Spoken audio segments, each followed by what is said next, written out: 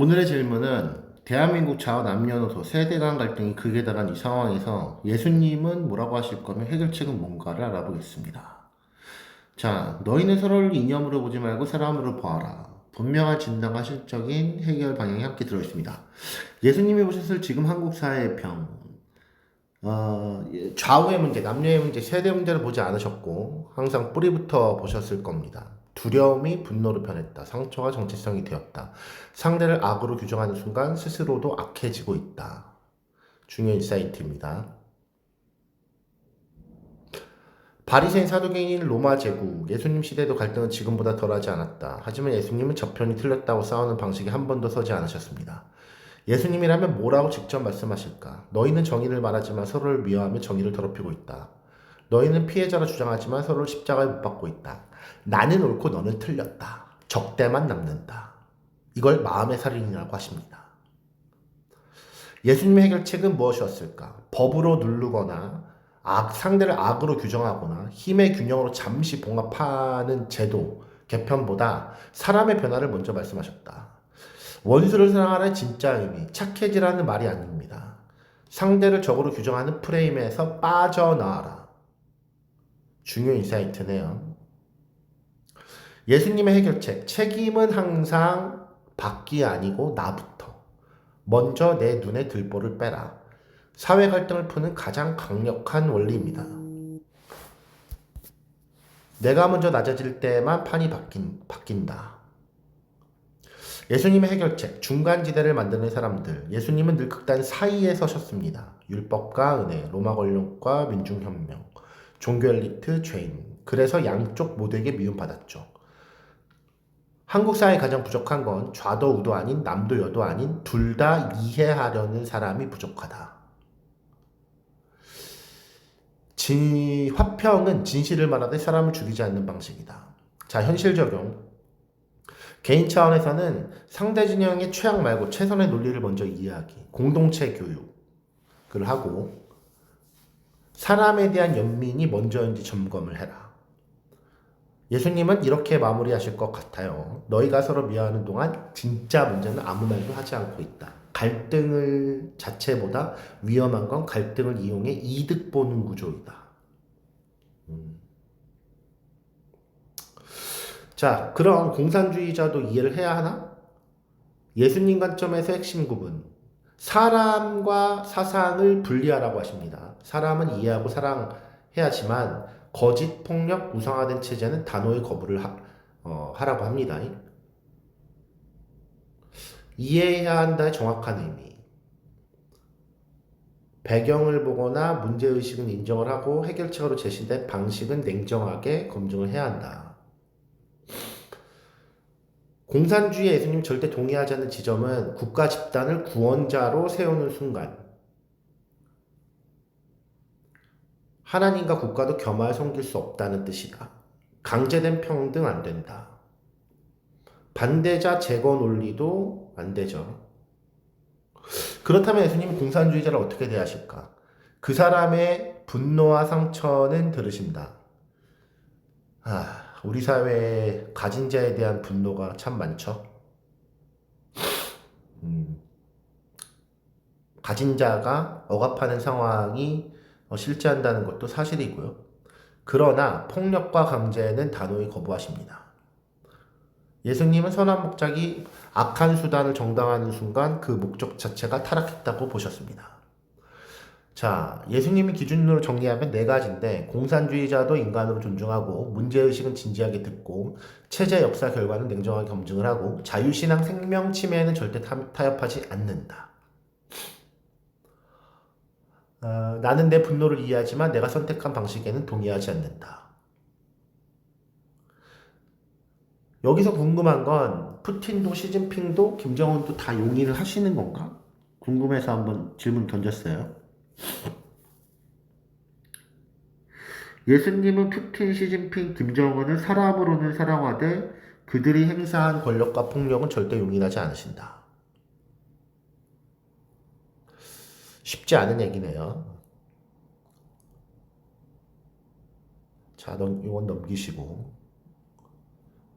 예수님은 푸틴을 권력남용의 전형으로 보고, 시진핑은 국가를 우상으로 만든 권력으로 보고, 김정은은 백성을 인질로 삼은 통치. 그래서 용인의 대상은 아니다. 그런데 왜 사람으로는 버리지 않는다고 하나? 그러한 사람도 하나님 형상이라는 사실은 부정하지는 않으셨다. 사람을 악마로 만들어버리면 우리도 악마의 논리를 쓰게 되기 때문이다. 예수님은 악과 싸우되 인간성 자체를 말살하는 방식을 거부하셨습니다. 자, 심판에 대한 내용을 참고해서 보시고요. 현실적 태도도 참고 보시고. 결론은 이렇습니다. 나는 그들을 사랑하지만 그들이 한 일은 결코 용납하지 않는다. 회개하지 않는 권력은 반드시 심판을 피하지 못한다. 자, 그렇다면 반대로 극자본주의자도 반대를 하셨을까? 네, 똑같이 적용이 된다고 합니다. 예외 없습니다. 극한 자본주의자도 동일하게 분별의 대상이다. 예수님은 극자본주의자도 사람으로는 존중하지만 돈과 시장을 우상으로 만든 사상과 행위는 단호히 거부하셨다. 경계하신 이유는 부자 개인을 비난한 게 아니고 돈이 기준이 된 사회를 정면으로 겨냥한 말이라고 하네요.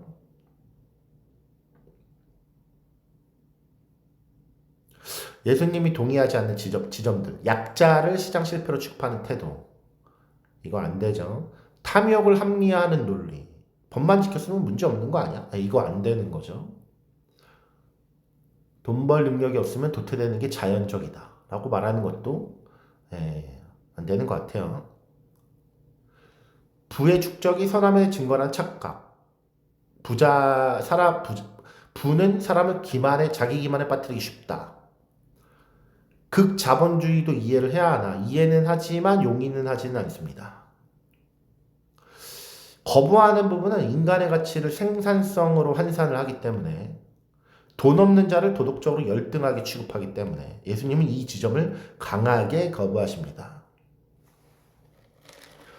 부자 청년에 대한 예화, 삭개오, 성전 장사꾼, 이런 내용들 참고해서 보시고요. 자, 정리하자면 공산주의자는 사람을 존중하지만 체제는 비판하셨고, 극자본주의자도 사람 존중하지만 탐욕 비판하셨고, 권력자는 더 엄격한 책임이 있고, 부자는 더 무거운 윤리를 요구를 하고, 약자는 무조건적 보호. 좌우가 아니라 위아래의 문제라고 하셨네요. 예수님은 항상 약자 편에 서셨다. 결론 한 문장. 나는 내 성공을 부정하지 않는다. 그러나 내 성공이 다른 이의 고통 위에 세워졌다면 그건 하나님 나라와 무관하다. 정말 좋은 인사이트네요. 자, 여기서 제가 던진 질문은 이겁니다. 그렇담 중간에 있는 사람들도 그 생각을 절대 할 수는 없다는 거네. 이 지점이 중요한 것 같아요. 예수님은 극단만 아니라 중도마저도 우상화되는 순간은 경고하신다. 왜 중간도 절대화하면 안 되나? 나는 극단이 아니니까 합리적이다? 양쪽 다 문제 있으니 나는 옳다? 이 부분이 문제가 되는 부분입니다. 내가 균형이다라는 생각 자체가 권력이 되기 때문입니다. 예수님은 지금 내가 서 있는 자리는 사람을 살리는 자리냐, 판단하는 자리냐, 이렇게 물어보셨네요. 예수님이 가장 경계한 사람들은 이렇습니다. 바리새인, 극단적 종교인, 자기 의로움에 안착한 합리적 중도. 우리는 극단은 아니잖아. 균형 잡힌 판단을 하고 있어. 하지만 예수님이 이렇게 보셨습니다. 너희는 이미 판단을 끝낸 자들이다. 중도의 가장 큰 함정 세 가지. 양비론이 양심을 마비시킬 때. 둘 다 잘못했으니 난 빠질래. 합리성이 연민을 밀어낼 때. 그럴 수도 있지. 현실적으로 어쩔 수 없어. 예수님은 현실적이었지만 냉소적이진 않으셨다. 중간이 자기 의로움이 될 때. 이 부분이 정말 중요한 것 같아요. 나는 좌도 우도 아니고 저들처럼 양극단에 빠져있지 않아. 나는 합리적인 사람이야. 이 순간 중간도 우상이 됩니다. 그렇다면 예수님이 원하신 진짜 중간은 진리와 사랑은 타협하거나 포기하지 않고 이 둘을 동시에 붙드신 분입니다. 그래서 예수님은 좌도 우도 아닌 위에서 내려오는 기준을 들고 오셨습니다. 한국 사회에 필요한 중간의 모습. 잘못엔 침묵하지 않는 사람, 사람을 먼저 보는 사람, 회복을 목표로 하는 사람. 그래서 예수님은 늘 외로웠습니다.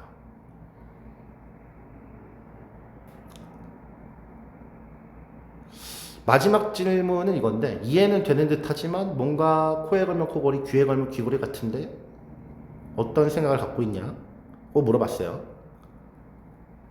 아, 이거네요. 편리한 기준이 아니라 불편한 기준이 이게 핵심입니다. 자, 이렇게 들릴 수 있어요. 좌도 우도 중도 다 안 되고 다 이해되고 다 비판하고 사랑하되 단호하고 판단을 정지하지 말라. 그럼 결국 아무 말이나 다 되는 거 아니야? 이건데 코걸이 귀걸이가 되는 경우는 내 입장 방어형 논리로 쓸 때입니다. 이때 예수님은 기준이 아니라 핑계가 됩니다. 그게 아니고 반대로 예수님 기준이 진짜 작동할 때는 항상 나부터 불편해진다. 남을 공격할 때보다 나를 찌를 때 먼저 작동을 한다. 내가 지금 정당화하고 있는 건 뭐지? 이렇게 생각해 보라네요. 언제나 약자 쪽으로 무게가 쏠린다. 예수님은 늘 손해를 보는 쪽, 말할 힘 없는 쪽, 구조적으로 불리한 쪽. 이거 상대주의가 아니라 일관된 편향입니다. 중요한 인사이트였습니다. 예수님 기준은 아군도 불편하게 만든다.